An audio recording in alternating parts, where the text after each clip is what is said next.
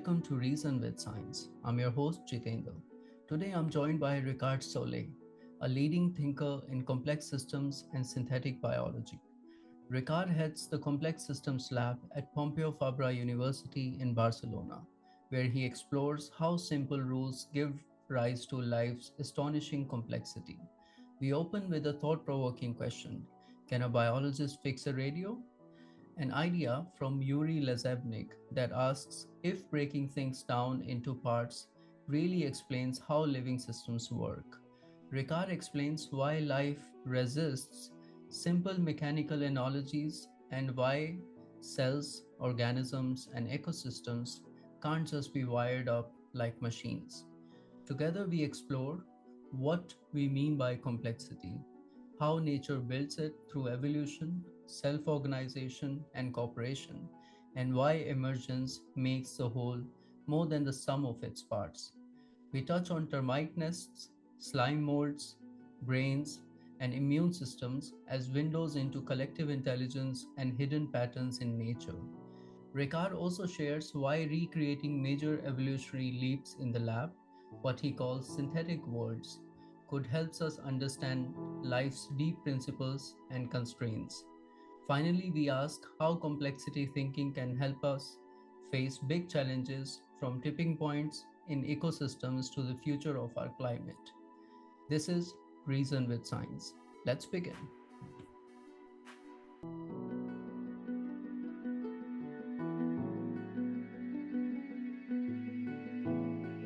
Hi, Ricard. Welcome to the podcast. Hello, thanks for having me. So let's begin with something very interesting, or like a research article which I read recently, but it's one of the favorite articles after reading it. It's by Yuri Lazebnik, and the title is "Can a Biologist Fix a Radio?" So let's start with that. And so basically, he uses this analogy where the process, or the scientific process that we are using now to study biology, whether it is sufficient to sort of, let's say, understand a cell or how it functions, right? So what are your thoughts on it? Yeah, I like the paper because it's a very clever way of presenting this idea of whether to some extent we can deconstruct biological objects, as we in a way do with a radio. You open the radio that is not working, and you can test.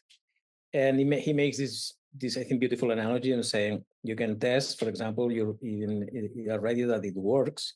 You can remove elements like when you do knockouts, or you can cut cables and see the effect. And then from that, you can try to reach conclusions like this is important, whatever important is, important for this particular way of connecting this part of the circuit, or right to construct this kind of analogy, which I think very interesting. In a way, what I found especially interesting in the paper is that it allows us to rethink some of the crucial ideas of biology seen as engineering, which we know to some extent it can work, but the reality when you get familiar with cellular networks is that they are not wired like a radio or a computer. There are things you can, of course, connect with memory or computation. So it's not like the analogy to some extent is there, but I think it fails in many ways. And I think one good lesson from, for example, synthetic biology is that when we try to put something inside the cell, although very often this is said like, we are engineering cellular circuits, the reality is that you try to put something there that doesn't interfere at all, if possible, with the rest of the network. You use the cell as a carrier, as a chassis, but the reality is like you say, I'm engineering a radio, but the reality is that you put a kind of a small circuit there attached, but trying not to touch the radio mechanisms, right? Which brings the idea of to what extent are we going to really understand the machinery of life within cells as engineers, right? Yeah, I mean, of course, as you said, like it fails in certain ways because one thing is that that biology is not like so hardwired. There is like a lot of dynamic nature to it, right? Right. So, what will be like your, let's say, metaphor or analogy if you think of a cell, for example? Oh, that's a difficult question because usually when we make analogies between biological systems because in a way they all share this tinkered evolution, right? That you get there to those circuits and networks by mainly by reusing, right? Like gene duplication and then rewiring. And that creates a circuit that in many ways is different from the artificial. So, there's been metaphors here, like, the network of transcription factors like the internet, right? Where P53 will be like one of these big hubs in the system. And it's not bad analogy in the sense that almost every relevant protein that has a role in proliferative diseases is a hub. So it connects with the idea of the fragility that you have when you have these few hubs in the system. But is it like internet? No, because the way information is processed is a different story.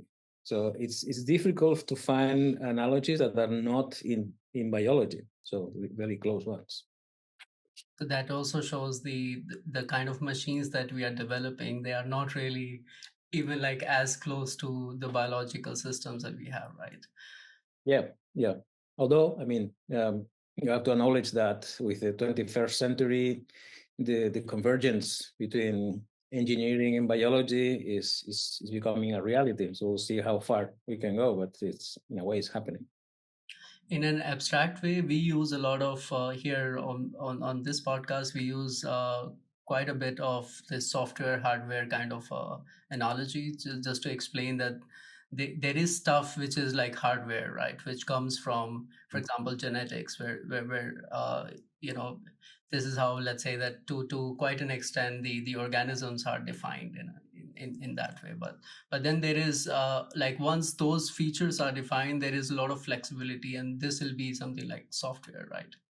Yeah, yeah, yeah. There's the distinction between hardware and software in cells is quite blurred.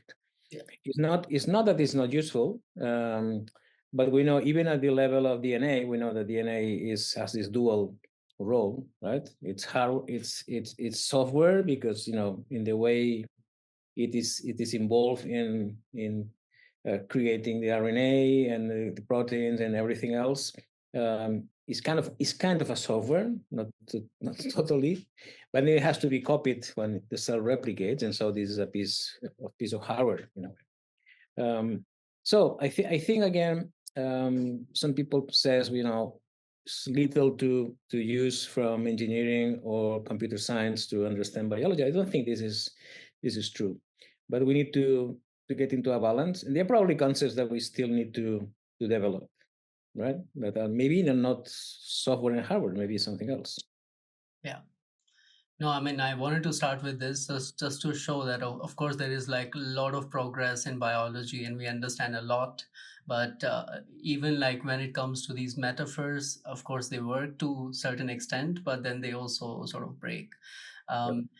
But the other thing that you do is like you also study complex systems, right? So let's get into that and see what or how do you see like different complex systems. But let's start with like what is complexity, Mhm. and then let's get into the complex systems. Yeah, I mean, as you can imagine, as when you try to define life or to define properties of different systems, it's difficult to get into a definition that makes happy everyone. But for complexity, I think that we have quite an agreement that it has the connection with emergence, meaning that complex systems display emergence in a way or another, meaning that um, at some scale you observe properties of the system, properties that are a result of interactions between the basic units, in such a way that the units themselves are not so important to understand the phenomenon as the interactions. But I think the example is the best. I use the termite nest. Termite nest can be huge, like 4 meters high. They have ventilation systems. They have an agriculture system that has a lot of complex spatial structures. So who builds that? And you can spend your whole life studying single termites, which makes sense for depending what you try to understand. But this understanding of single termite will never reveal how the system makes that. The termites are blind. They connect with simple chemical signals. It is a collective intelligence. So to understand the whole phenomenon, which emerges from interactions, you need to go into the collective. So the complexity comes from there, from interactions among units. It might seem kind of mysterious or something like that, but doesn't mean that we cannot understand emergence at all. So we can make models, mathematical, computational models, to understand how these structures emerge, but they cannot rely only in the units. The units do not give us the insight we need. And how do we distinguish something like complex systems and if we can call them like complicated systems or something, right?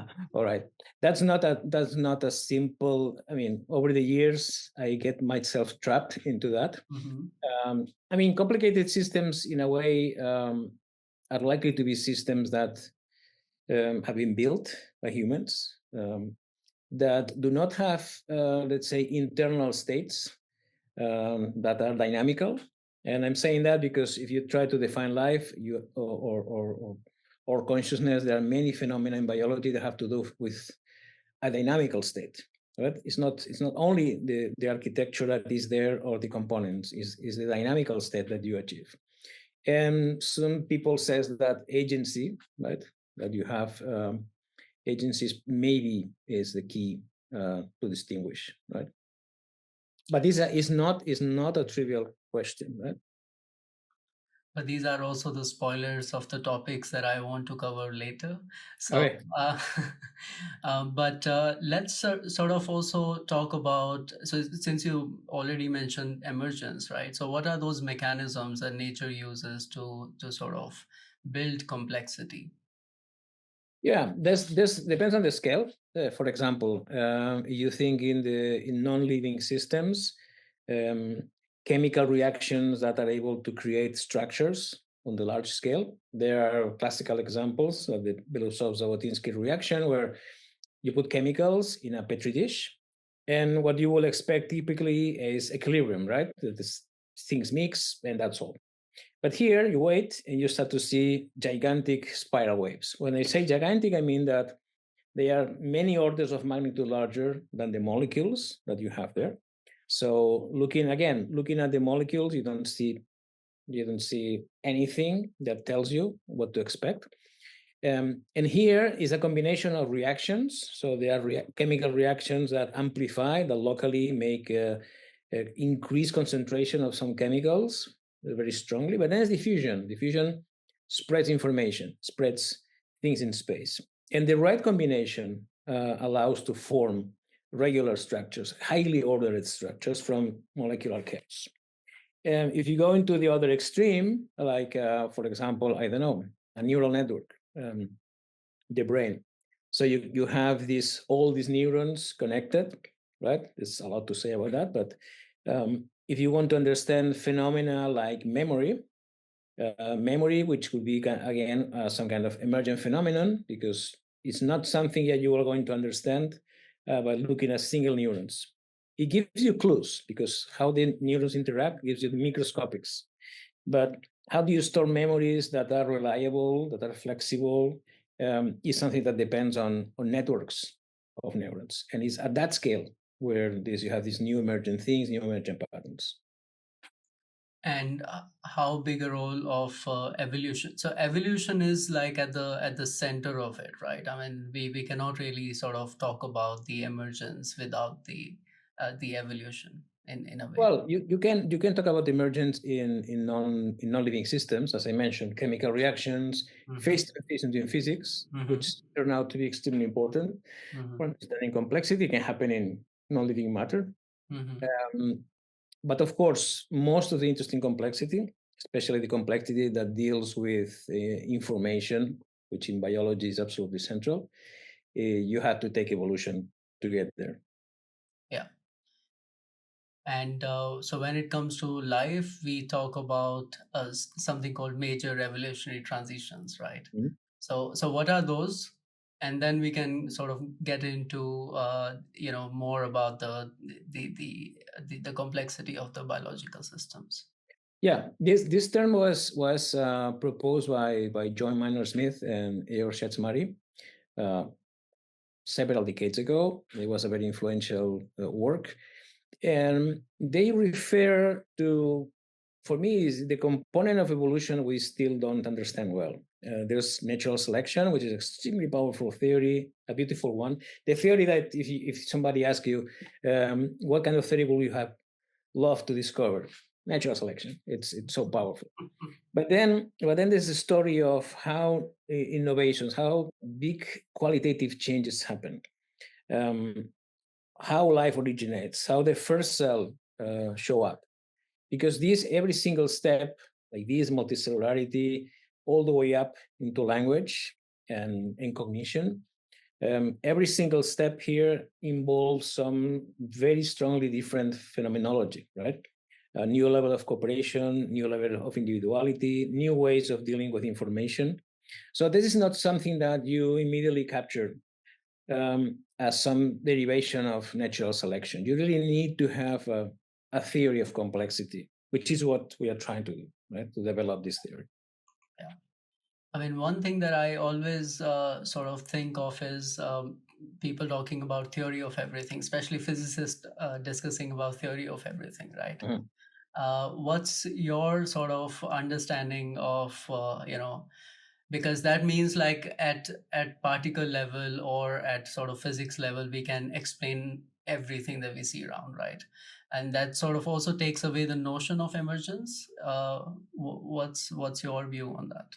Yeah, this is an old debate. When I was a student at the university, I studied both biology and physics. And in the physics courses, the idea was, you understand particles, you all understand from physics, you derive chemistry, from chemistry, biology, etc., etc. And biologists, my professors there, they say, well, the important thing is the genes. Once we somehow understand how the genes are responsible for everything.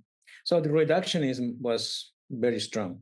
And in a way, in both sides, there was this idea that someday we'll have a theory of everything, whatever that means. The nice thing is that we have been abandoning this.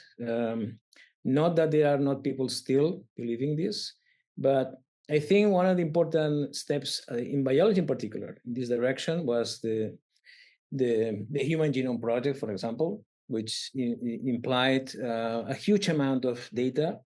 The promise that, looking at the sequence of the genome will immediately gather insights into everything, and that's not the case at all. And things like that also happen in neuroscience and other areas where strong claims were made. Like the more we know about the small details, the more we know about the system.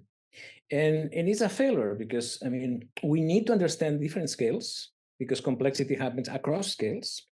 And every scale has its question, every scale has its importance. And the theory of everything that as physicists tend to say, I think would be a great success is at some point they have a unified field, unified theory for forces, etc. That's fantastic. I don't think it's going to be able to explain anything in terms of evolution of biological complexity. And what would a complexity theory would offer? Like, let's say that how different it would look compared to a theory of everything, which is basically would be at physics level, right?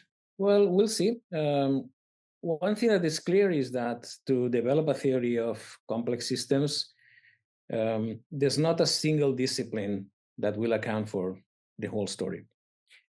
Clearly, because again, our understanding of complex systems in evolved complex systems involves, as I said, multiple scales, and involves things like information, computation, sometimes memory or behavior, depending on what scale are you looking at. And tools like, for example, statistical physics have been shown to be very powerful in approaching some of these problems. But again, having information which is absolutely central, or computation in the right way, right? I think it still requires not a new physics, as sometimes is said, or new mathematics, but a new ways of understanding how to push some of the things that we know in the right directions, the right paradigms. That's still missing. One example would be, so I had a recent conversation with Chris Campus, so one of your collaborators, and so he basically described something called scaling laws with his collaborators, right? Is it the right example to say that, so scaling law is like one of the things, right, where across the scales, across the levels, it still explains the it's the basically constraint of the metabolism, right? Yep, absolutely. And yeah, I think this is one of the success stories, which to a large extent has been a byproduct of the Santa Fe Institute, where all this started with a theoretical physicist and two ecologists. And it's been extremely powerful because it has explained really the origins of the scaling laws, but has been extended in many ways to get understanding of very diverse problems, from what is the minimal size of cells that is possible, is compatible with what we see in nature, to the diversity in ecosystems. So it's you could say that these laws that in a way place constraints about what is there, but constraints are extremely important to formulate laws about what is possible, right? So that's definitely one of the, I think, the clearest examples of in this direction. And earlier you also mentioned something about synthetic biology, which is like sort of tweaking the pieces of the living systems, right? But what about the emergence of living systems? If we talk about one of the difficult questions, which is origin of life, right? Mm-hmm. So how does complexity theory, your understanding of complex systems, describe the problem? Well, this is an ongoing problem. We need still an experimental breakthrough in the area. That said, it's becoming a very active area. So you have the feeling that people is putting together the pieces. We still don't have like a full living protocell from scratch that replicates, but it's going to happen, and that would be extremely insightful. The good thing that we have is that there's is a long tradition of theoretical studies in origins of life.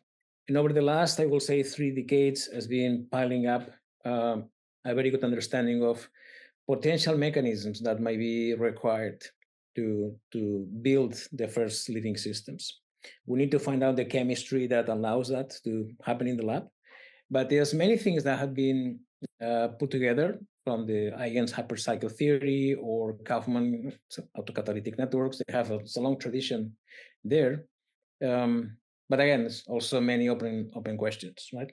Like, for example, what is really possible? The life that we think would happen in this planet, like in terms of cells, is this how is the way it started, or there was something else before that?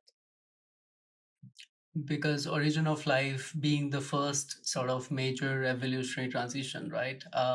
And it takes us back to the first point that we took, like, can a biologist fix a radio? So is it like about fixing, or putting together the pieces, or are we really lacking something in our systems? And my view is that somewhere, as you also rightly said, that we don't really understand the evolution part that well. And I think because it'll be one thing to have sort of different pieces working together and trying to put them as like a solving a puzzle, and the other thing would be to sort of have a right chemistry, which I don't know what will be the right part, but still to have that chemistry and sort of evolve it in the lab, right? Good point. Of course, maybe one day somebody finds out something that we find out so obvious, right? Because we might not be looking at the right place. There's a lot of combinatorial possibilities. Some of my colleagues said, well, life required many millions of years to get there. Not so many in the geological time scale, but anyways, it's whole planet as a lab and a lot of time. Is this because it's difficult, or we'll see?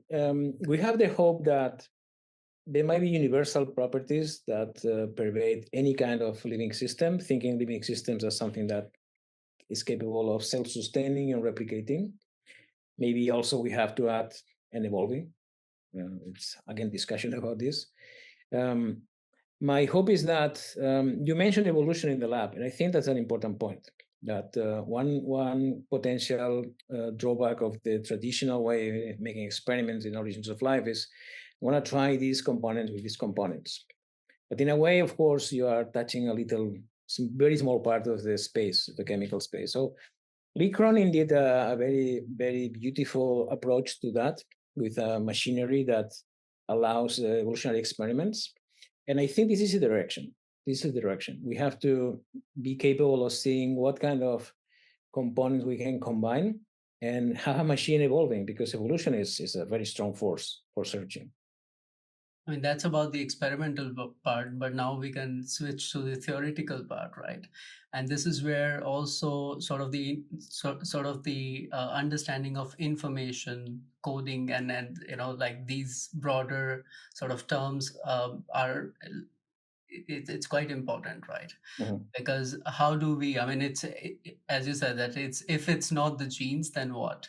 And then what else sort of bring this sort of holistic picture of even like a protocell, or I mean, we are not even going at the level of bacteria in this sense, right? So your question will be what alternatives? Or like how do we sort of consider what is the information, or what is the coding that we can use to sort of let's say pack a sort of cell, right? In that sense. Okay. Yeah, I mean, again, this opens the Pandora's box of possibilities, because you could argue that something can be living and, for example, not requiring reproduction. And if you don't require reproduction, maybe information molecules might be not so relevant. And I think, for example, in our imagination, right, that you could have a system that forms some kind of protocells, and these protocells are kind of selected not by natural selection, but because they persist very long time, because they are very stable. Could a primitive biosphere be like that? And how persistent this could be? Because as soon as natural selection starts to do something there, I mean, just persistence might be a bad solution if you discover replication. But this again, I mean, this is part of the theory that we need to build, and also to look at. I always insist that we think in protocells, and I do think that the cell structure that is a compartment that defines an outside and an inside world is a huge event. It's a real revolution. So I bet that this is the solution for building living systems. But what are the precursors of that? In soft matter, I mean, vesicles are one thing, but there is plenty of more things like foams and filaments, and to what extent it might be the case that in an original kind of chemical soup, this might have played a major role. We don't know. Separation is another one, right? Phase separation, exactly, yes. Which it turns out that inside cells, phase separation creates a novel kind of things that we didn't expect a few decades ago, and that now we realize might play a really important roles, right? And since I work with the proteins, and we purify the proteins from bacteria, and I looked at those proteins, and most of them they are in this phase separated sort of state. So it's crazy the way the way like physics and chemistry, again, it works at the back end of biology, right? Yeah, we had this picture from classical studies, which is compartments inside cells are compartments with membranes, etc. Yeah. It's a metastable kind of compartment. Well, what about that, right? Yeah. So first, let's say the life forms that they appear, they are more like unicellular. We call them simple, but they by no means they are simple, right? Uh, and another thing that you really that you mentioned is that that a cell would be something like which can identify what is inside or what is inside and the outside, right? When I had a conversation with Michael Levin, he defined it as a cell would be something like which can identify it as self or non-self, or what is everything else in a way, um, which is also quite powerful. And I think it brings the picture of sort of computation uh, in a way, or agency, right? Yeah, That these are like little agents, basically, that somehow can identify that, okay, this is me and this is mine and this is everything else, right? yeah, absolutely. And that's what I was saying before. And it's so simple, but if you take control of this closed compartment and you start to have this amazing thing, which is agency. Yeah. So it's the starting. That's the nice thing of evolution, right? That and that sometimes escapes from the pure physics modeling perspective. All the beautiful stuff here is all the potential of this new agent and all that can happen from there, right? The combinatorial space and everything. It's like when the first polymers start to be there and can be used as information molecules. The amazing thing is that because you have a polymer, there's a sequence space, which is immediately huge.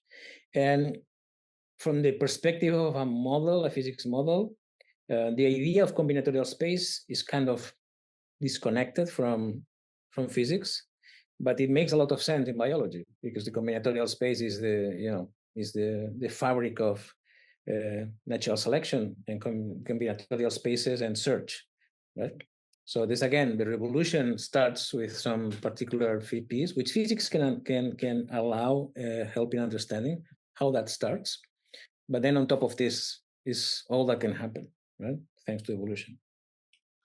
But then, do you think that, because still I think it'll be very difficult to kind of understand how sort of chemistry would bring this stuff together, which then we start calling them agents, right?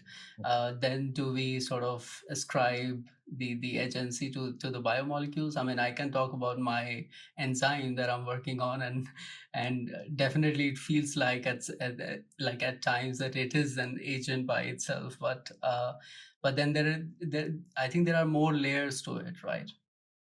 Yeah.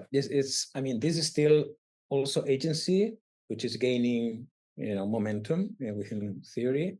Agency still needs to be treated theoretically in a really powerful way.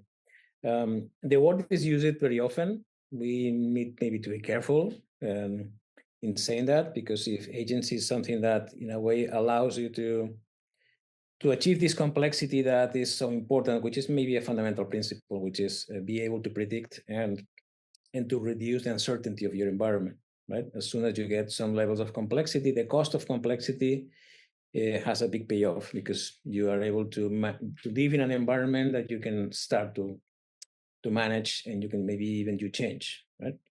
There are multiple scales, and one, of course, needs to think what is the scale where the agent that is capable of that is present, right? But that doesn't mean that at smaller scales there might be different levels of agency, and the question is how you integrate that on the next scale, right? So it's plenty of things to be done. So does this mean that there are, or let's talk about the gradients and the phase separation or phase transition in this sense, right? Do you mean that there are like sort of gradients of agency then, or there are these phase transitions in the agency? Well, this is an ongoing discussion also for other concepts, from complexity in information to consciousness. That is an ongoing discussion on whether this is a continuum, right? Personally, I don't think so. Personally, I think that, and that's part of my research, right, in trying to define the cognition space. And I have more the feeling that there are going to be classes of complexity, meaning classes of agency, but also classes of computation and cognition, right? Groups of agents that, because of the limitations that are imposed by either from chemical diversity to the fact that many agents, if you go into larger scale, into more complex organisms, that it's a lot of stuff that is hardwired. That if you want this kind of instant, right? Your actions have been wired over time through evolution because maybe you have a small nervous system or whatever it is. As you cross some boundaries, then you start to have something that is not anymore hardwired. It depends on within your lifetime, you change your networks, and that's a totally different story. And that's why I think we need to get serious, because people talks too much, I think, and try to see how to define things properly and how to see if there are classes or the idea of the continuum can be sustained, which I don't think. Okay, so more like sort of quantized or the packets of agency, like with certain classes, right? Yep. Yep. In that, I think that I mean, as much as I love Mike Levin's work, I'm a very big fan. I think he's more into that idea that is, in a way, is maybe not exactly a continuum, but is almost everywhere, right? Yeah. But I might be wrong, of course. Who knows? Yeah, I mean, then of course it's his stance on the way this agency comes, right? It's more like more about that, and you are saying that it's more like the emergent phenomena, right? Yes, but I agree with Mike Levin and other people that we also have to pay attention to the material world that can embed some agency. We have been ignoring a lot of things, so it's important to pay attention. Yeah. But so let's sort of move from the agency part, and at the time and age of multiverse, you've been talking about something like synthetic verse, right? So what is that, and yeah, I mean, how do you see its application in understanding some of these evolutionary transitions? Yes, one of the things we proposed some years ago, we organized a workshop at the Santa Fe Institute, was the following idea. Since major evolutionary transitions is something that happened in the past, we cannot use a time machine to see how that happened. We do have a lot of ways of looking back in time, right? Genetics and especially phylogenetics. Theories help, but one thing we propose is that nowadays it's possible to actually go into a synthetic counterpart. Synthetic transitions, meaning that we can try in the lab to make single cells to become cell aggregates, so jump into the multicellularity, to engineer cooperators and see how they respond to given context as predicted by early theories of cooperation and origins of life. And again, it's all kinds of levels where we can try to use synthetic approximations, meaning synthetic biology, artificial life, evolutionary robotics, things that we can actually try to implement. And again, interrogate the major transitions, see if maybe when we try to do that, we stumble into the same solution. That's an important question to formulate. whether there may be other transitions that evolution has not explored, and also maybe have more understanding about why some transitions are so difficult, like language, right? Whereas others like multicellularity that happen many independent times in evolution might be, so to speak, simple ones. So are you sort of planning to generate synthetic languages? Well, not me, because that's a difficult thing. But there's a beautiful classic experiment that I always tell in my courses, which is Luke Steele's Talking Heads experiment, where to make the long story short, the idea is you have two agents, robotic agents, so they have embodiment, they have vision, so they could look around their environment, detect objects, but also actions. And they are programmed to do two things. One is to invent a random word to refer to these objects or actions. And then they look at each other, and there's also a programmed set of rules to such a way that they agree. They agree. We are going to use the same word for the same object or action. So at the end of the experiment, which is kind of a really beautiful one, you have the robots that have developed a lexicon. So they have a list of words to refer to blue balls and movement and bottles and tables. But when you look at how the words are related to each other, right? Because there is an intrinsic way in which words are related. There's a protogrammer. There's something that was not programmed, right? But is an underlying deep structure, which has to do with the fact that if you try to say a blue ball is rolling from left to right, it is not enough to have movement, ball, blue, right? They are connected. And I think it was a big advance. We'll see what happens in the next years now that language models are becoming a thing. But there are many important questions that could be solved with this kind of approach. Like if this goes into a really complex language, is it going to have the same regularities as ours? Or are there different languages that might emerge, right? We have the conjecture that there are some statistical principles that are common to all languages everywhere that suggest that language, a complex language, right, not just a communication system, might be constrained, and maybe, who knows, maybe languages that are discovered are very familiar. Yeah, this is what I was thinking. Like, if you've already tried asking ChatGPT to create like new language or something, No, I can tell you it's unable to do that. Okay. Yeah. Yeah. It's okay, which makes sense because he has been trained with the natural language that we use in a massive scale, so it cannot escape from that. So going back to the unicellular cells, so of course from unicellular cells we get the eukaryotic cells, which are a little bit more complex, and then we also see some sort of like this multicellularity, which is different compared to the unicellular multicellularity, right?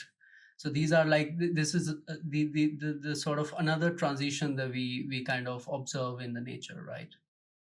Yes, and also one nice thing is that we are living a moment where evidence for the real ancestors of the first, in particular the first multicellular animals, is emerging. So we have very simple unicellular systems, for example, that they go into their life cycle in such a way that they are intermediate structures that when you look at them, you will say, oh, yeah, this is a spheroid in the development of some animal, right?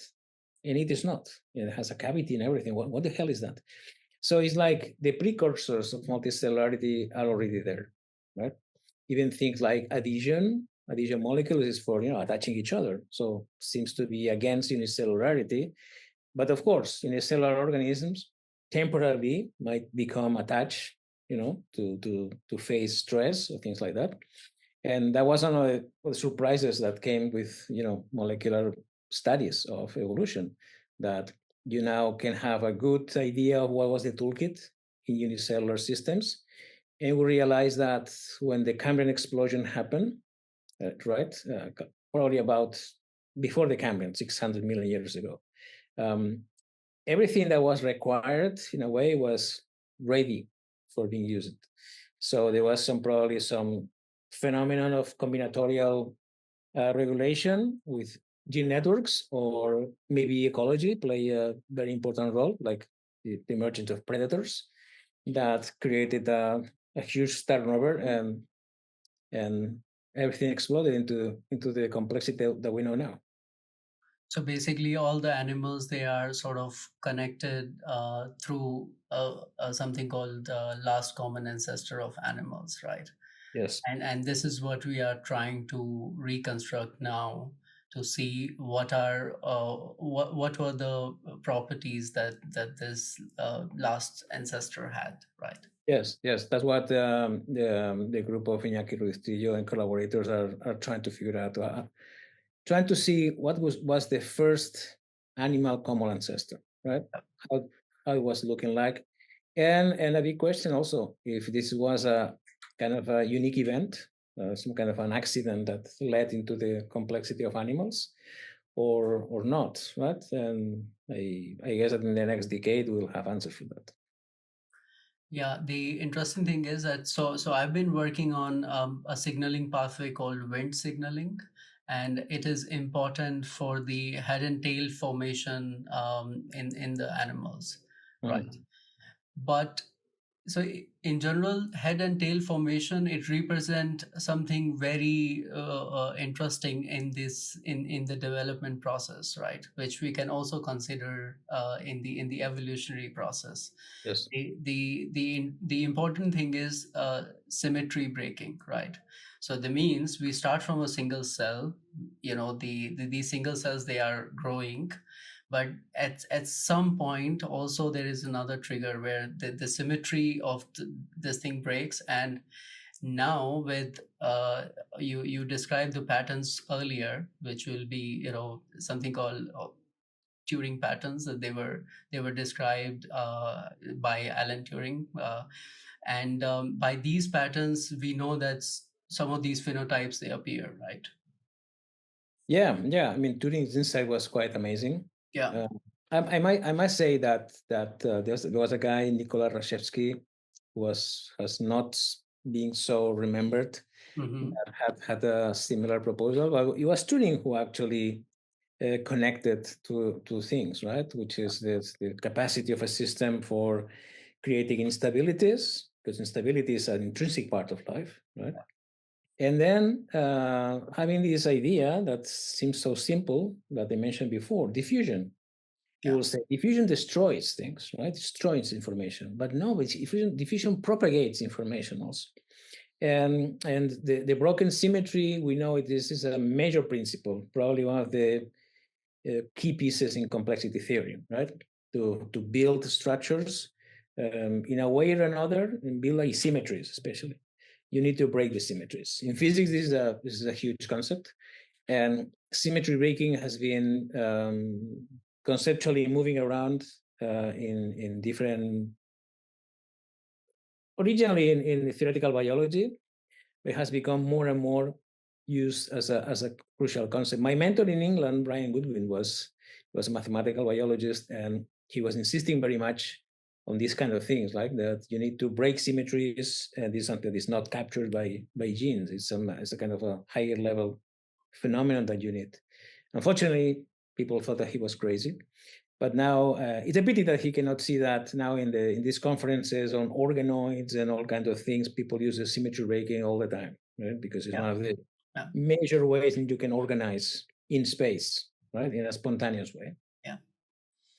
And so when you mention about diffusion, so it will be more like a gradient of a certain chemical molecule or biochemical molecule, to be more specific. Yes. Right?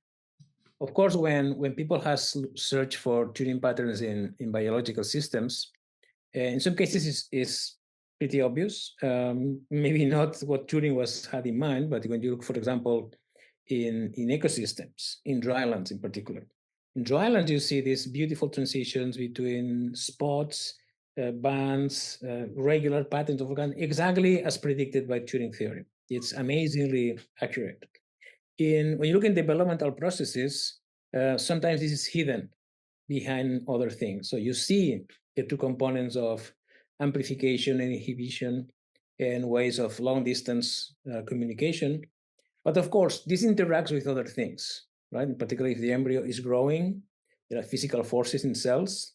And I think, and that's something I want to explore also, I think that maybe what we need to do is to develop a theoretical framework where we analyze the potential space of forms that can happen from a single cell that grows and physically creates structures using diffusion also. Maybe this is a class that generalizes Turing patterns in terms of the mechanisms, right? But the essential phenomenon, which is broken symmetries, long range communication that inhibits structures, I think is there. Yeah. And this is what simplest animals they have, right? They start from a single cell, but then there is something like symmetry breaking, and then that sort of starts giving rise to simple organs, right? Would it be fair to say? Well, I mean, it would be unfair, I guess, because it's a lot of complexity, especially to have respect with my colleagues that work in developmental biology in the lab. It's a lot of things that unravel what's going on. It's far from trivial. Also, there are surprises that has been discovered in the recent years, like parts of the early development that involve broken symmetry, but then all of a sudden there's a phase transition into some very disordered state, but the disorder actually makes the system very predictable. So they are very counterintuitive ideas that physics can explain, but are far from trivial.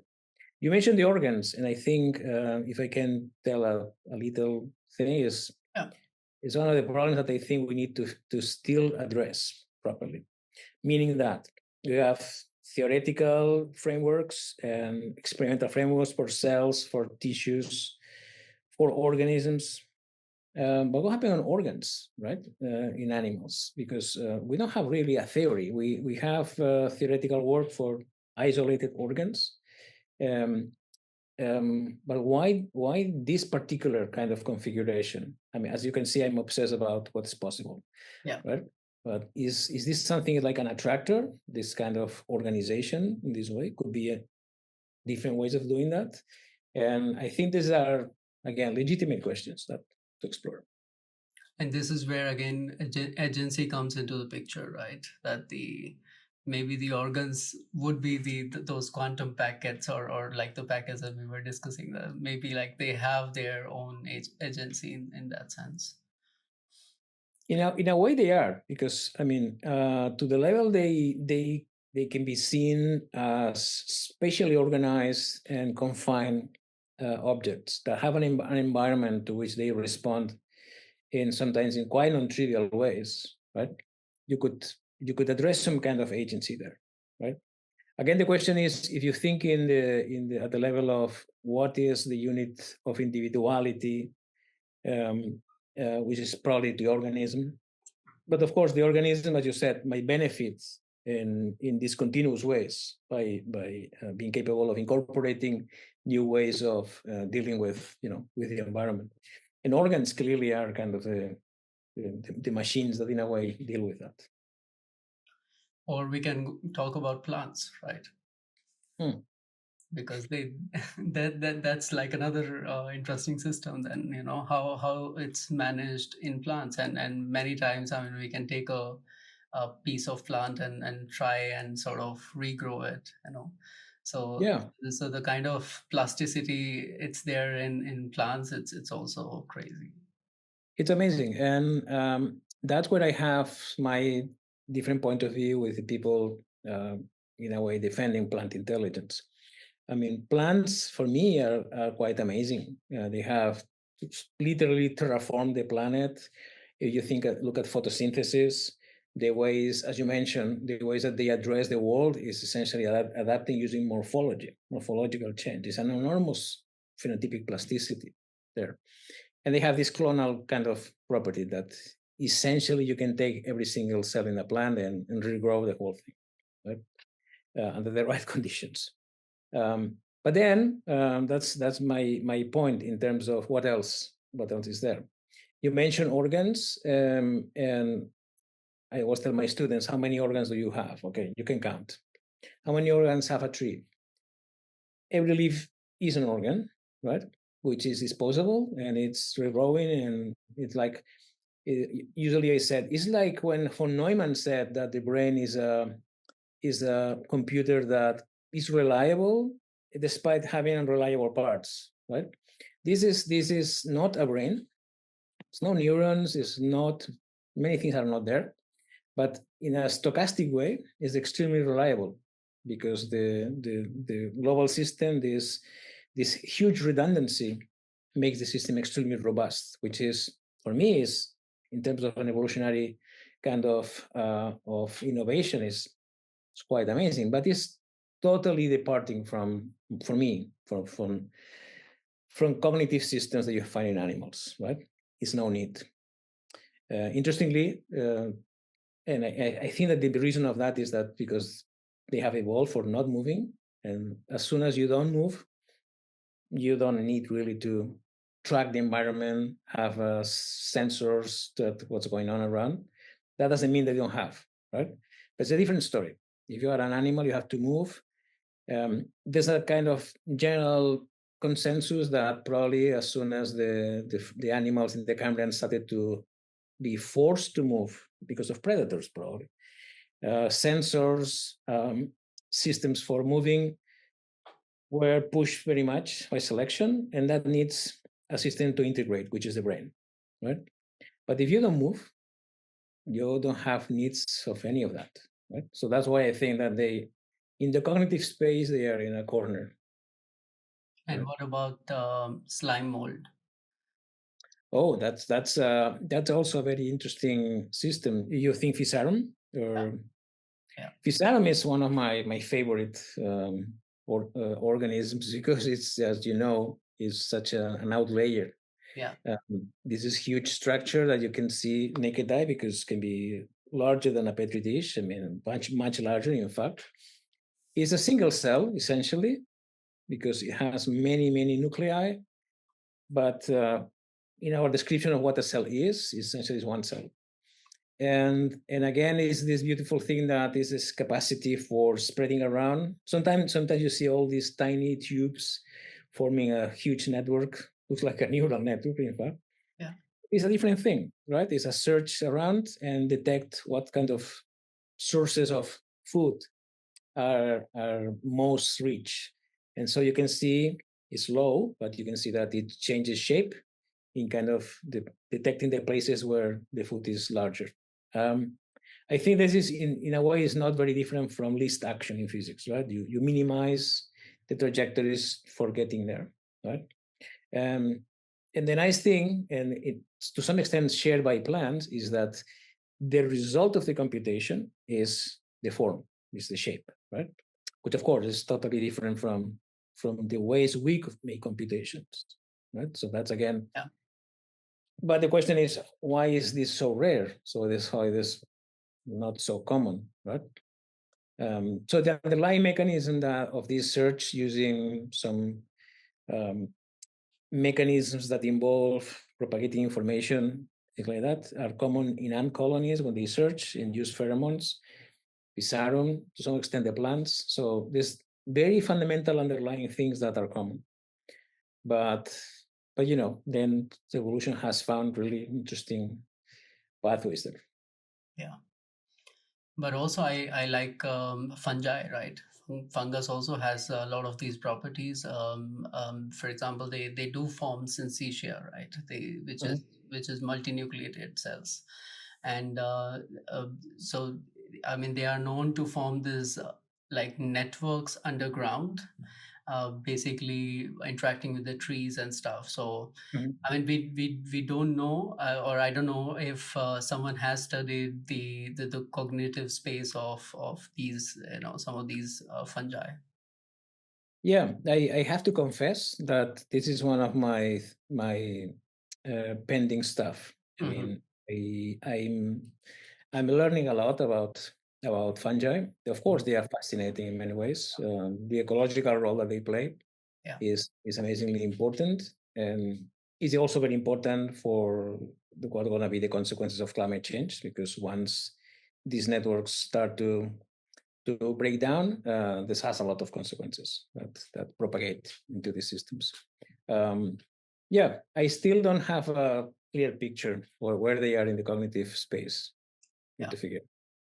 Because when we talk about agency, intelligence, etc., I mean mostly people they associate these things with with brains in a way, right? Like that's the, let's say, the major sort of norm. But these are also the examples where the things go beyond, or the things are beyond like general or simple unicellular systems, right?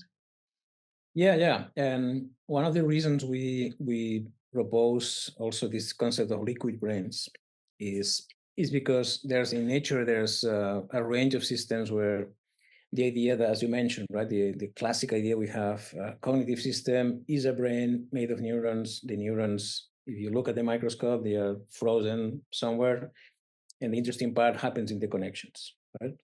Which is the right picture for all the animals that have a brain. Um, but of course, what about ant colonies, right? Ants move around all the time. So to a large extent, you can think in ants like neurons in a brain, but these neurons are not connected in a fixed way. They move around. So what's the difference then? How complex is the cognition that you can develop here? And the same happens with the immune system. It's a liquid brain. It has memory, can learn, right? But this is a system that is essentially liquid, moving around.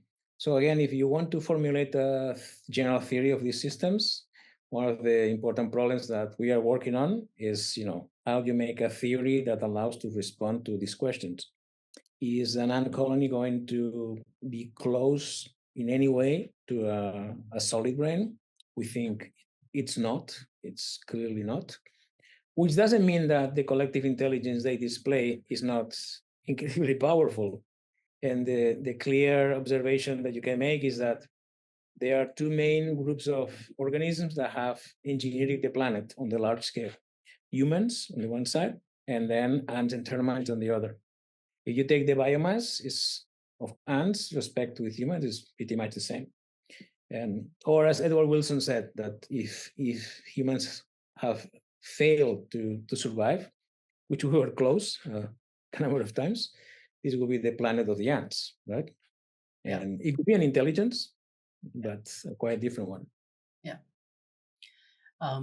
So recently I had another conversation with a virologist, John Tregoning, so he's working at Imperial College London.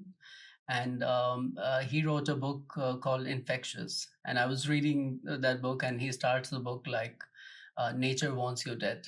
Nature wants, your relatives dead, your friends dead, and everyone that you see around dead. But why are you alive? It's because of your immune system, right? Yeah. And really, I mean, when you start sort of studying about immune system, you can clearly see that, or it feels like that it has a mind of its own. So when you said that, yeah, the immune system is like a liquid brain in a way, it does feel like all the computation going on and stuff. It's crazy. Yeah, and and it's pretty extraordinary because if you think what the immune system has to do, essentially is to be prepared for almost a hyperastronomical set of possibilities of infectious systems. So it's able to develop into something that is capable of doing that. So the idea is that to fully understand cognition, and I think that also to answer the question of what cognition is, because if you try to ask different people, you will get into different answers. and I had the suspicion that the same for what is life, right? That the answer for this question is not a single definition, is a space, is the space of possibilities, right? Where how life has filled this space in different ways, right? It's the only way I think that it's possible to do that. And the liquid part and colonies, the immune system, other kinds of collective intelligence, of course, artificial systems like swarms of robots and things like that. They are systems that exchange information in ways that imply agents that move in space. And that seems to be a simple thing, but changes many rules. And of course, one question that I really want to answer is, so is the liquid and the solid the two solutions? Or are there other possibilities? If there's only the two solutions, I want to understand why. And if not, that opens the door for something that we are very interested in. When you make these spaces of possibilities, sometimes you get, almost all the time, you get a void, an empty space. That it's something that challenges you. Like, is this because it's forbidden? Is this because evolution has not been able to get there? But maybe that doesn't mean that you cannot engineer that, right? And maybe get there by building systems. So as you can see, it's plenty of good possibilities there. So in general, when I talk about the transitions and evolution, I like to highlight that sort of a messy bush view of the evolution, that it's not like sort of a linear trajectory. It is like a messy bush which gets selected, and there is like selection working underneath, and this is how sort of we get the outcomes that we see around, right? Or we study. And in the same way, like when you are talking about liquid or solid brains, another fascinating topic, at least for me, is convergent evolution, because if you sort of end up with the answer that these are the only two possibilities, it means there are also constraints working on the system. Yeah. And that's why we sort of end up with only two possibilities, right? Yeah. That's as you know, is one of my most big interests. The idea of convergence has been around. Yeah. The idea of constraints was formulated a while ago by different researchers that said, listen, when you look at development, not everything is possible. Not every path it can be followed. There's things that even when you see deviation from theratologies, disorder, there's things that you never observe. Now this is becoming more, I think, not everyone is conscious of this, but is a lot of ideas that some come from physics, what we call universality, that there are things that despite the differences are essentially common mechanisms that you cannot escape from them. And they are kind of universal patterns that repeat again and again because there's just these few classes. And I do believe that this is the case in evolution. Evolutionary convergence illustrates that, right? The eye, our camera eye, has been reinvented many times independently in evolution. Octopi has the same eye, essentially. Well, it's better than us because it's better design. You find it in jellyfish and so many different organisms. There's even a single cell organism that has an eye. It's all there. It's the same design. And there's so many things that have been repeatedly found out by evolution in completely independent paths, right? What is this suggesting? Our interpretation is that this is because there are fundamental constraints, right? And so life here and maybe elsewhere, and maybe the life we can construct in the lab might require exactly these constraints. So not everything will be possible. This also brings the question, so if we try and find life elsewhere in the universe, and if we do find, what is going to be the space of possibilities, right? Right. We have made a big claim in a recent paper that has been under elaboration for several years. We have a claim, which is not that life cannot be reached in shape and form and have other constraints regarding maybe the planets where this happens. But if life can develop, our claim is that in terms of how information is coded at the molecular level, will be based on linear polymers. And there are several reasons that we argue for that. It will be based in cells as the fundamental units. And again, we have a few reasons from that come from previous theoretical works, like von Neumann's. And so all the way up, we go into, for example, if you have cognitive systems based on cells that connect to each other, these will show up as neurons, as the neurons we know. Cells that have this polar structure, one directional propagation based on thresholds. If I receive enough input from my neighbors, I can trigger a signal, right? Again, that sounds like a strong claim, but one of the things that there are several arguments, and this is something we are doing research now, but one is that evolution has been exploring many, many things for millions of years. Why some things are completely universal, right? And that also is supported by experiments in artificial life. When you simulate something, you simulate the evolution of something, and what you see is that despite this is not based in real living matter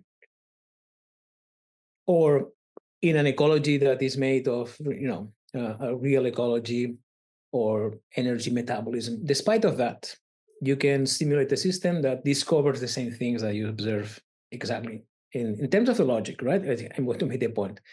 The logic is the same, right? So yeah, I think that the constraints are very, very strong. Again, we have made kind of a roadmap for what kind of big questions have to be addressed, and we started to explore some of them, right? Because I'm like by training I'm an engineer, and now of course I'm doing biochemistry, so I also like the idea of synthetic biology and using those tools to sort of address the questions in biology. And during my conversations with Inaki, this is what he was specifically pointing out, that how do we know, like if it was something random. So that's also another topic, what is randomness and how much role that plays into the evolution. And the second thing is simply the, like using sort of synthetic words, how much we can address. Because again, like, randomness, convergent evolution, constraints. And if we bring all these together, we can kind of try and sort of address how far we can go with our explanations, right? Yeah, well, you are putting together a lot of stuff, right? I mean, to know the relative role of all these components, we still need to push complexity theory a lot. We need to really understand a lot of things again across scales and across systems. Nevertheless, I mean, randomness has been there. Of course, accident has to play a role for sure. Maybe humans in a way are one of the chance events that happen to allow everything that we observe to happen. But again, convergence is so obviously there. So many things that you see from the architecture of ecosystems to the way in which development happens is a bit suspicious, because there's no reason why, given that evolution happened in a spatial domain, which is the whole planet. There's diversity that we see. It's a lot of diversity, right? But there are things that are absolutely common, from the genetic code to the ways in which things organize in terms of competition or cooperation. There are many things that seem to be almost inevitable, right? So I'm more on the side that there's, of course, plenty of room for morphologies, and of course, this is phenotypic plasticity is there. I try to say that to the people that comes to my talks, saying that don't get disappointed. It's not like it's no space for surprise. It is space for surprise, right? But the idea that there are several constraints in terms of the logic that might be very, very strong, inescapable. That's something that, of course, needs to be proven. The question is, are we going to have a theory as powerful as like physics, right? In physics, you can say things like energy is conserved, and there's no single experiment ever done that has violated that. That doesn't mean that cannot happen, right? Are we going to have a complexity theory, for example, capable of saying the first cell was like this, right? This was the necessary conditions, and there was one general way of getting there. I don't think this is impossible. I hope it's going to happen. Yeah, and which will involve like some of these elements that we discussed, right? Like convergent evolution and specifically the constraints. Right. Yeah. But and one of the things that I have in mind is that there might be an equivalence. I mean, I've been pretty much postulating the idea that phase transitions is the language to a large extent for many evolutionary transitions. And I also think that when you think in the ways evolution takes place, right? That oh, I lost my mind. What was I going to say? Phase Sorry. transitions. Yeah, phase transitions. But what is the other thing? Oh, yes. That I think one potentially, not exact equivalence, but is in a way in the two worlds. When we talk of convergence in evolutionary theory, or when we observe biology, and when we talk of universality in physics, right? Things that are going to be universal for example, in phase transitions, that totally universal kind of phenomenologies. Is convergence an instantiation of some kind of universals? So is the theory that we might develop for convergence something that get inspiration from the physics of universality? That's something that I think is not unreasonable. And this is where like the synthetic words will help a lot, right? Because you sort of generate a lot of possibilities and try and see that how many of them they converge. For example, like these synthetic multicellularity experiments, right? If we start with different unicellular eukaryotes, just as an example, and we sort of converge on into like different like similar phenotypes, this could sort of confirm in a way, right, that this is the possibility. Yeah, exactly. Since synthetic biology, in principle, could give rise to a huge diversity of possibilities, if it turns out that when we explore different instantiations of synthetic multicellularity in the lab, and it's inevitable to find out that some things have to happen, and they match what we see in simple multicellularity, for example, that would be a strong indication, right? In general, we have like many scientific heroes, right? And one of them for me would be Ramon y Cajal, and the his fascinating work, of course. But the interesting thing is that some of the stuff that he did almost like more than 100 years ago, it's still valid. The fact that he showed that okay, neurons, they can sort of that they form networks, but they don't really sort of touch. It's like they stay at this distance. Of course, a lot of things were not known at that point of time, but still the stuff he did, it was quite fascinating, right? The point being, so what does happen with the emergence of neurons? Like why the neurons are special in a sense. Okay, let me say that Ramon y Cajal is one of my intellectual heroes. Mm-hmm. It's fascinating. Not only that, he made this counterintuitive jump in saying this is not a jelly, this is discrete units. I must say that he at some point compares that with the telegraph, which was a technology at the time, and he was in part inspired. I mean, at least in his subconscious of knowing that telegraph stations imply discretization, right? That you get the signal here, but then you have to jump into the void to keep propagating that. And also, if you look at his beautiful drawings, Yeah, he put arrows in some of them because he understood this is things propagating and in directions, right? And his school kind of have the insight, like that this. They didn't use information, but it's clearly they understood that there was a lot there, more than just the units. And yeah, and we have been exploring this problem of the evolution of neurons because there are several beautiful problems to understand. One is the one I mentioned before. Why neurons, right? Why this architecture, which I tell my students, when you look at the neuron, it's this beautiful thing that at first sight you don't realize you have all these branches, right? Why is that? So how so many branches? Because they are seeking for information. They are seeking for connecting, right? So it has to do with a network.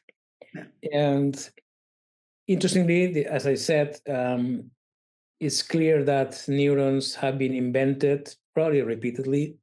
And there's again a kind of a convergence into using neurons. But there's many open problems here. One of the problems we are exploring in my lab right now is the origin of interneurons, meaning that, and you see why this is important. Very early organisms have the capacity for sensing the external world.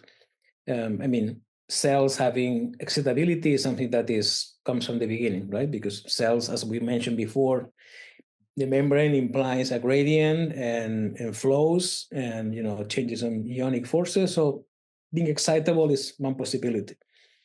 So there were cells that reacted to the environment and cells that responded to this, right? So there were sensors and effectors. But there's a big revolution when something connects them. And it's not connected to the environment. It's not trying to do anything as a response. It's in the middle, right? It's something that is going to be able to process information in a different way. And of course, how that happened, and the conjecture is that probably was the start of a revolution in terms of creating complexity, creating cognitive complexity. And one of the things we are trying to do using a computational simulation in a virtual world is we have these simple agents that have development. So they have developmental process where they have neurons that can attach to different places. They can work like cilia, so there are sensors and effectors. But we leave this open. So this agent moves in an environment, searching for resources, and we leave open the evolution. So you can evolve by having mutations in the developmental process. So we go into the bottom of this. And the question is, are they going to show up interneurons? Because this gives you extra advantage. What advantage is that? And once you are there, is this something that allows for an explosion of maybe evolvability? So there's plenty of interesting things that have to do with the origins of cognition, right? And how these become such a huge force. And what is the selection in this case?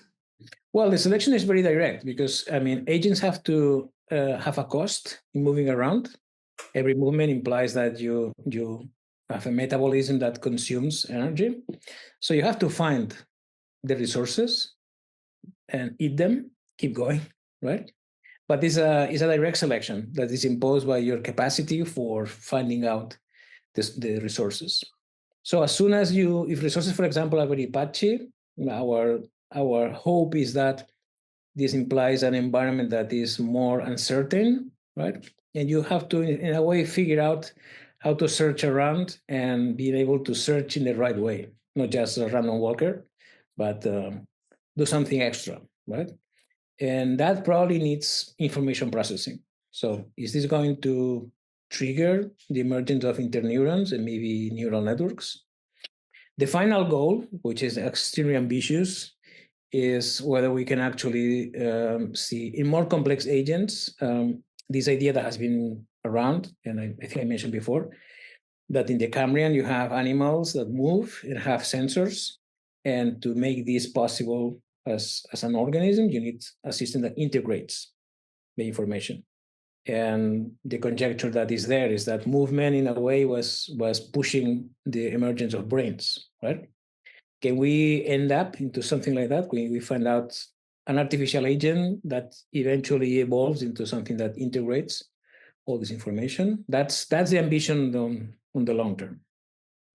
Which directly relates to the fact that our brains are also quite energy intensive, right? That they require a lot of energy. That's right. That's right. One of the questions I made to my students is, why brains, right? Why brains at all? This is expensive, right? But again, I think that the major thing here is what I think, again, it's a principle of evolution of complexity. That is that anything that you have that may be costly, but deals with information processing and makes you more able to predict the environment, and has a big payoff. And the human brain for that is quite extraordinary, because it's not only the payoff of hunting and doing some stuff, that payoff of really changing our environment, become what in ecology is called ecosystem engineers, right? That you modify the environment and the flows of energy of matter in dramatic ways, right? That was possible because this thing that is consuming 20% of the energy, but it seems that the payoff is huge. But the regeneration of the bodies in general, it matters a lot as well, right? I mean, of course, we regenerate, but to limited extent. I mean, we regenerate our skin almost every day. But for example, of course, Mike Levin's work on planaria, we know that it gets regenerated. I mean, come on, like, you can chop it down. You can chop this worm to 272 pieces or something. Yeah. And all of them, they regenerate to sort of one worm each piece. Yeah. But the same thing we can talk about now, going back to plants, for example. Plants also have, I mean, we can also think of it as more like regeneration, right? Rather than sort of, so somewhere in the system itself, there is like this sort of memory component to it, right? So even if, let's say, we want to strip down the agency part, the regeneration becomes or brings another problem in defining, let's say, the agency and the memory of the system. Yeah, and it's a very interesting problem, and I think that it's great that the lab of Michael Levin has been addressing this, because regeneration has been around. We know it's important, yeah, but we might have not been so aware of to what extent. But again, is the different classes, right? For us, regeneration is something that it has to be there, and I think it's part of the intrinsic nature of living systems, right? We are not machines. We have to regenerate the parts, right? There's a constant thing. And in fact, many diseases have to do with the conflict between the fact that you have to preserve a structure, but this structure has to be changed, right? And when the balance is broken, you have disease. And for us, the many things that we observe in some maybe simpler organisms are not possible. Like, for example, since you mentioned regeneration in Levin's work, if we lose a finger or a hand, doesn't regenerate. Interestingly, the genetic machinery for that is there, and it can be induced to some extent, but it has been recruited for doing something else, right? And the reason for that is that evolutionary is a bit risky to have active mechanisms of regeneration, because it's more likely that, cancer, for example, happens. Instead, mechanisms of wound repair, it's something that is very, very important and is always active, right? And of course, planaria, for example, is again another kind of you've one outlier in the list, because you have is a stem organism, have essentially all filled of stem cells. So that's why it can regenerate in this crazy way, right? Why evolution has chosen, again, you see, again, evolution chooses like between different strategies of how to use regeneration. One can happen at the massive scale. Of course, but planaria doesn't break down into pieces. Usually, we see that happening because we do in the lab. But why is that? Why are not more intermediate things that combine regeneration on small and large scale, right? For me, the Planari, of course, as you know, the experiment that was done in the lab, that you train Planarians to learn something, you got by half, and then the part that has the brain regenerates the posterior part and remembers. The incredible thing is that the same happens with the other part, which has to rebuild the brain. What is going on, right? Yeah. And where does the memory pattern is, right? Yeah. Because it becomes very, very challenging then to really pinpoint it then. Yeah. That's one of the big questions when you see these experiments that tells you clearly, if we understand this, you're probably going to gain a lot of insight into really important things, right? Because it's so massively unexpected. And this view is also important to understand about diseases in general. I mean, of course, we can. You mentioned about cancer. The emerging view is that cancer is about sort of blurring the boundary between self and non-self in a way, right? That we sort of it's like cells going rogue. Sort of against the self in general, right? Yeah, exactly. Again, if you think in the organism as a system, one of the clearly forbidden things is that cells experience evolution. So that's forbidden. It cannot happen. It's happening all the time in a way, because I as I tell my students that we all have cancer, right? I tell them, don't run away. And it's just that there are many microtumors here and there. It's just totally under control, but it's part of the story. So it's something that can happen. And the thing is that breaking cooperation is a fundamental part of the story, but becoming more embryonic is clearly fundamental. So you get more into states that allow to ignore signals from the organism, inhibition, the immune system. It's beautiful and terrifying to see that cancers can get invisible to the immune system, right? By evolving strategies that get rid from markers on the surface, right? As a more embryonic cell. So in a way, it's like Benjamin Button thing, right? That you get into the more and more and more embryonic way, because this is a way of being flexible, exploiting evolution, and doing that in amazing ways, right? Like if you have these physical barriers, you cannot grow anymore. You need vascularization. How you do that? Well, it turns out that some cell has a mutation in a gene that, when the placenta is formed, is crucial. So it gets, by chance, it gets activated, and you have the chances of having vascularization, right? You exploit evolution to keep going, right? It's quite a thing. Yeah, I think it's very interesting. I don't know how it can lead to sort of new therapies in general, but the view is quite interesting, right? Yeah, one thing that we're working on is more people working on, and it's nice that, and this is something that comes from the Florida School of people working on mathematical oncogenesis. That the more we know, of course, we knew a while ago that cancer is an evolving system. So that was a break in the tradition that it's a clonal thing. There's more of the same cells that have been selected and just keep growing. It's very heterogeneous. It exploits evolution. And so strategies that fight cancer have to take that into account, right? Several lessons have been learned, like, for example, aggressive tumors that were typically, and still in many cases, be treated like surgical removal of the whole tumor and then using chemotherapy. In some cases, it doesn't work. And a more aggressive tumor comes back because you make a very strong selection to cells that are extremely resistant. And when they are back, of course, there's nothing to do.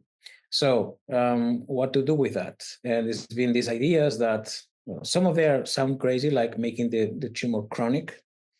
Don't mess with the tumor, making at bay there, like a plague that you know is there, but you don't want to be very abundant. But if you treat it with a very strong insecticide, the lesson we learn is that 2 years later, they have their very resistant plague, and it's going to be much more damaging.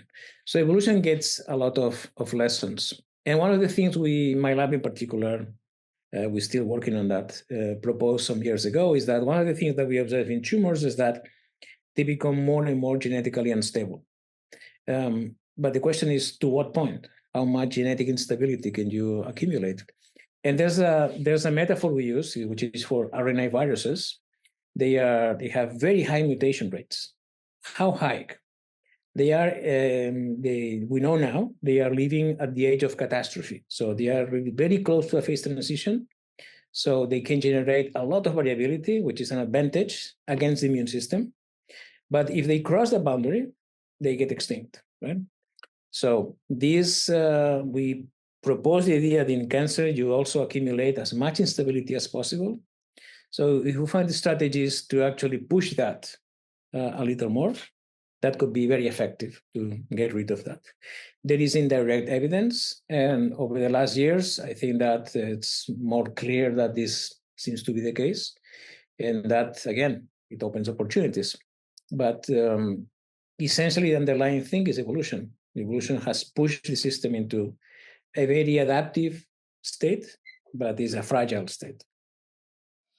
We can also draw similar parallels with the climate change, right? So the fact that there are sort of tipping points in a way, and how far we can go by like tinkering with the nature in general, right?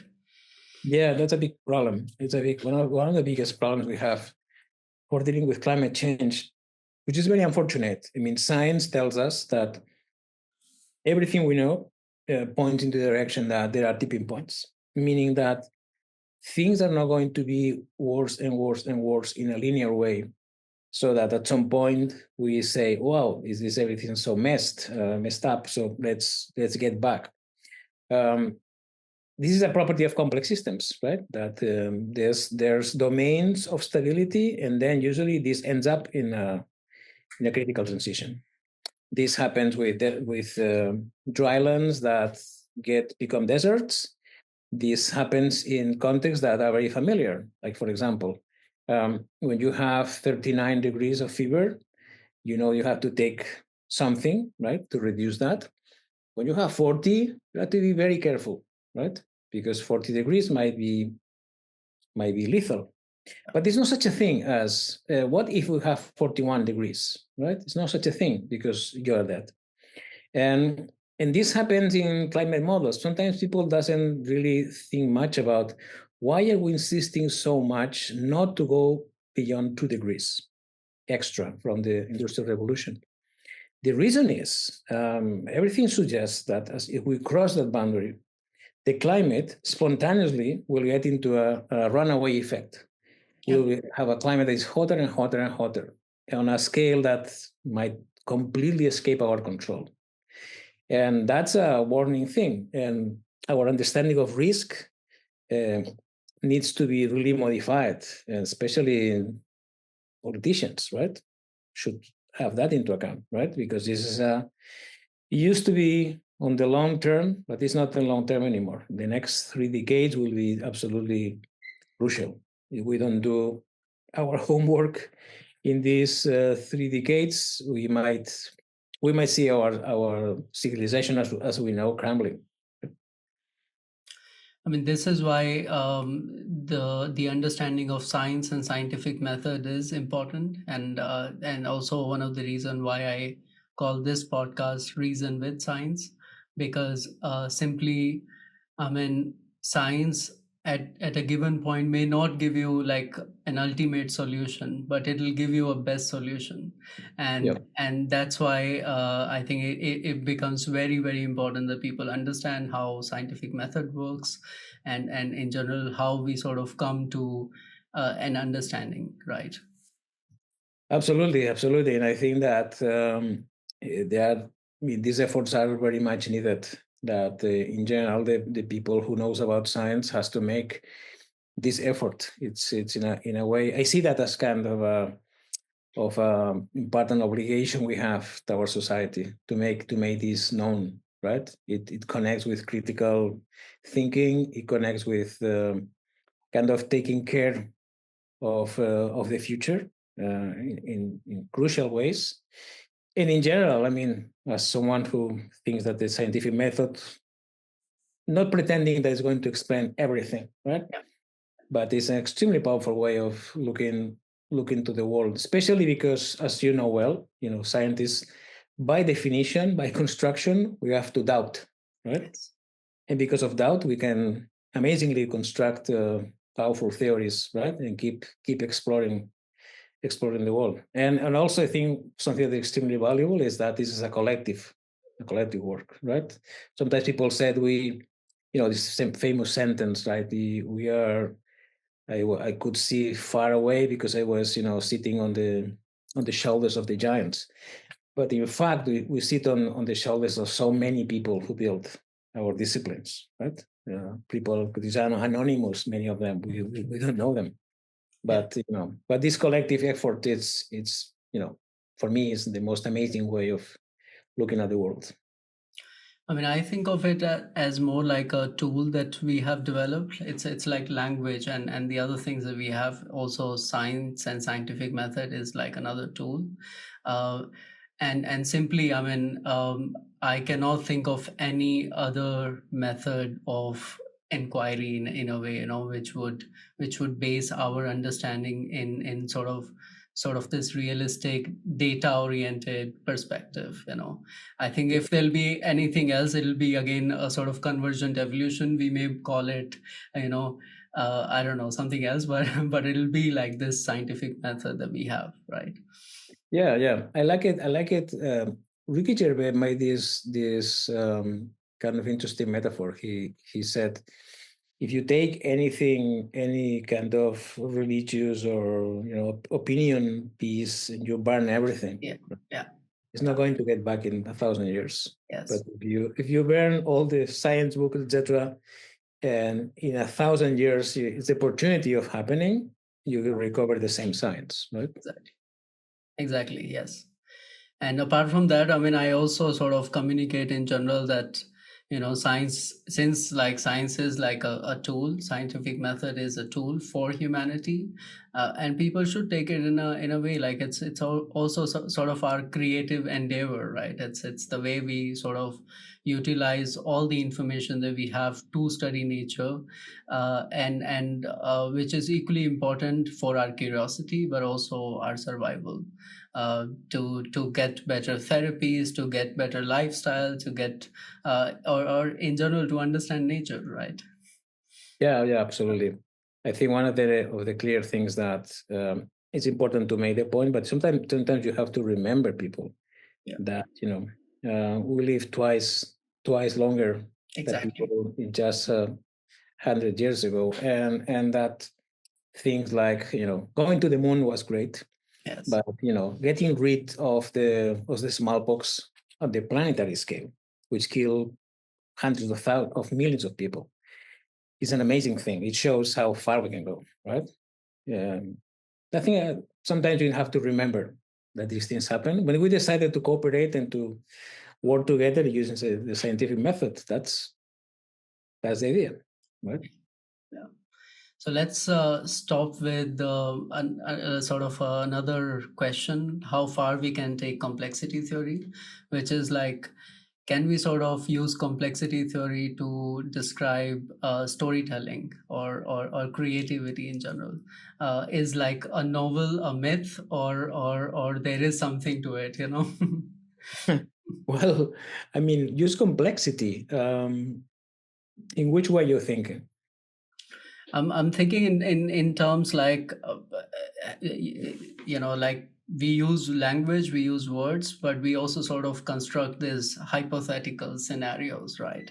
So that's another sort of complex systems evolving, right? These are all, we can say, hypothetical synthetic verses, which are sort of made by language, using language, and of course writing and stuff. So like do you think that we should go there? Well, I mean, that's a complicated question also.